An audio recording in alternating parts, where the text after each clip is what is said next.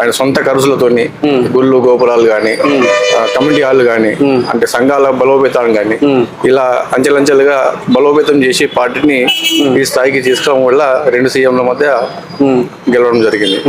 మరి ఇప్పుడు ఏమైనా అభివృద్ధి జరుగుతుందా? మరి అభివృద్ధి అనేది ఈ 6 months బ్యాక్ ఏమైందంటే ప్రతి దానికి ఎలక్షన్ స్కోర్స్ అని 1 by 1 ఆయనకు పార్టీ నిర్దేశ మీద ఒక్కొక్క పోస్టులు ఇవ్వడానికి అందుకే జర ఆగిపోయింది. అంటే ఈయన తరంగా అంటే కాంగ్రెస్ ప్రభుత్వం విషయం కాదు కానీ ఈయన తరంగా ఆగిపోయింది.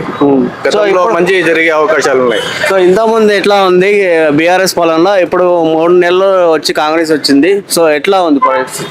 కాంగ్రెస్ పాలన అంటే రైతులకు రుణమాఫీ లేదు, రైతు బంధు లేదు, కరెంట్ కష్టాలు ఉన్నాయి, రకరకాలుగా రేట్ కొడుతుందా? అంటే అదంతా ఓన్లీ సోషల్ మీడియా వారికే, బయట ఆ సిచ్యువేషన్ లేదు అంటున్నారు. వాస్తవం అండి, అది వాస్తవం, చాలా వాస్తవం.